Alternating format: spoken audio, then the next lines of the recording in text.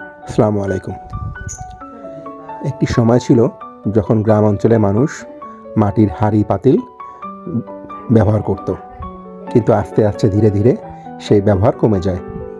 কিন্তু বর্তমানে আধুনিক স্বাস্থ্য সচেতন সমাজের মানুষজন পুনরায় মাটির জিনিসপত্র ব্যবহার করছে এবং বর্তমানে মাটির পাত্রের যে নকশা ডিজাইনে ব্যাপক পরিবর্তন এসেছে।